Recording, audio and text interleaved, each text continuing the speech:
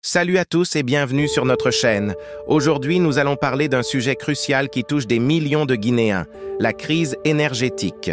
Vous l'avez peut-être deviné, il s'agit de la baisse notable de la desserte en électricité que connaît notre pays depuis plusieurs mois.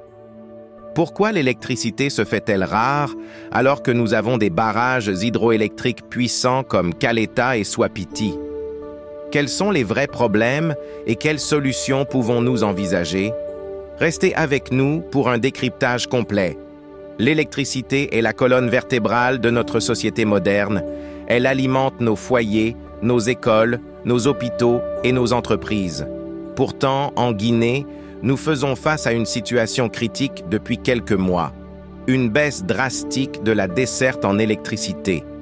Cette situation a plongé de nombreux ménages dans l'obscurité et perturbe gravement notre quotidien.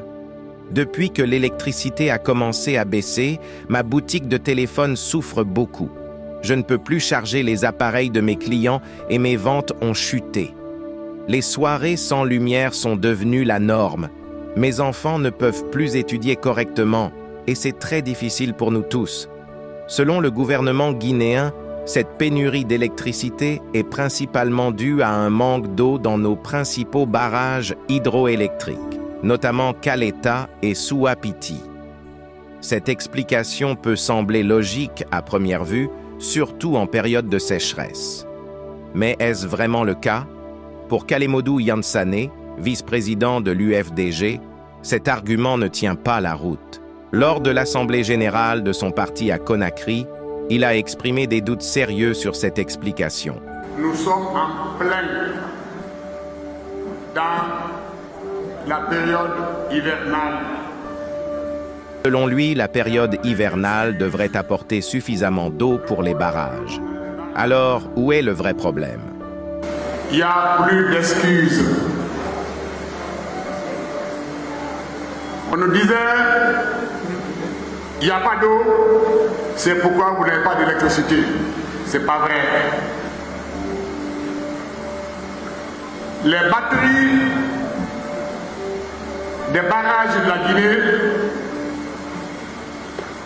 sont situés sur la seule rivière qu'on appelle le Konkoué. Vous avez Garafiri qui est tout à fait en haut, qui fait 75 MW avec une hauteur de 75 mètres. Juste après Garafiri, vous avez Swapiti. On nous a dit que la retenue de Garafiri n'était pas suffisante pour fournir le courant en période d'étiage. C'est pourquoi Swapiti a été construit 450 MW. Entre Swapiti et Garafiri, il y a Caleta, qui est également aménagé, qui retient aussi de l'eau. Même entre Swapiti et Caleta, il y a encore un endroit, un site où on peut aménager encore un autre barrage qui peut fournir jusqu'à 100 MW. Après Swapiti, après Caleta, vous avez tout à fait du côté de la mer Amaria. Vous avez donc Garafiri, vous avez Swapiti, vous avez Caleta et vous allez avoir peut-être Amaria. Tout ceci sur le même fleuve. L'eau qui est utilisée à Garafiri, c'est la même eau qui est illuminée par les autres garages. Il n'y a pas de raison qu'on n'ait pas la moitié de la production de tous ces barrages. Le problème n'est pas là. Le problème, c'est sûrement le transport de l'énergie qui est produite. La section du fil qui transportent le courant produit ne suffit sûrement pas pour transporter le courant de Kaleta et de son pays à la fois. Le problème est là. Mais depuis quelques jours, il y a la pluie. Donc on devait maintenant libérer le barrage. Mais ça c'est l'hydraulique et le thermique. Nous avons plein de centrales thermiques. La plus neuve, c'est celle qui est à la tannerie. J'ai eu l'honneur d'examiner avec les autres collègues de l'Assemblée le projet de la centrale Énergie Power qui est actuellement installé à Tannerie, 50 MW. C'est une installation toute neuve qui ne produit pas aussi à 100% de son rendement. Pourquoi?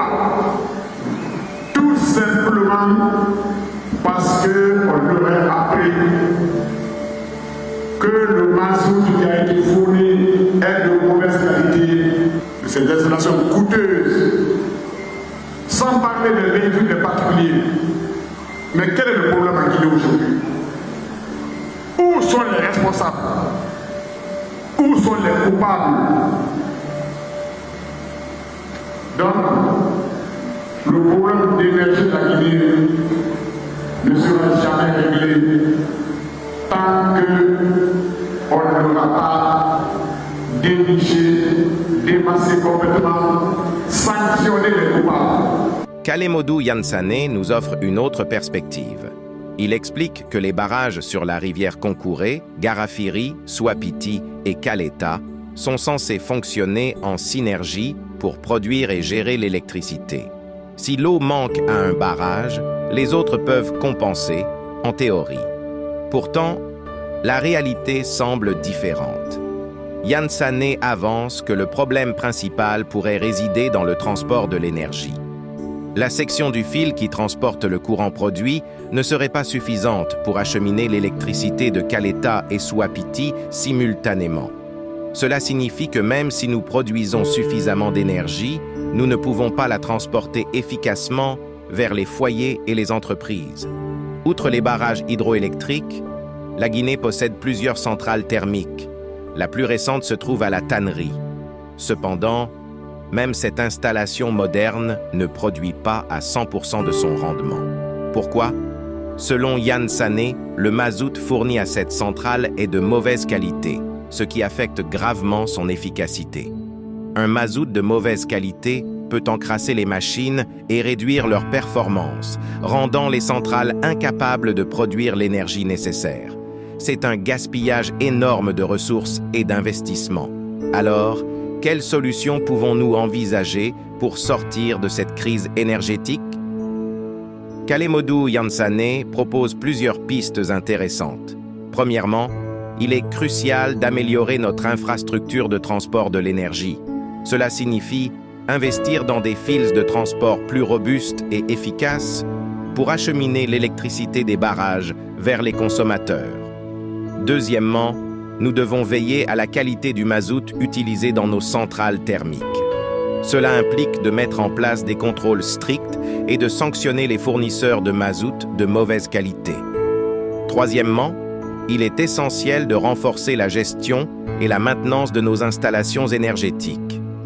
Une meilleure gestion permettra d'optimiser la production et de minimiser les pertes.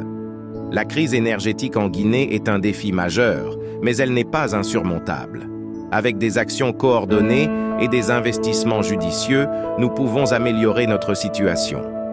Il est temps pour les autorités de prendre des mesures concrètes et pour nous, citoyens, de rester informés et engagés. Merci d'avoir regardé cette vidéo. Si vous avez trouvé ce contenu utile, n'oubliez pas de liker, de commenter et de partager. Abonnez-vous pour plus d'analyses et de discussions sur des sujets qui nous concernent tous. Ensemble, nous pouvons faire la différence. À la prochaine!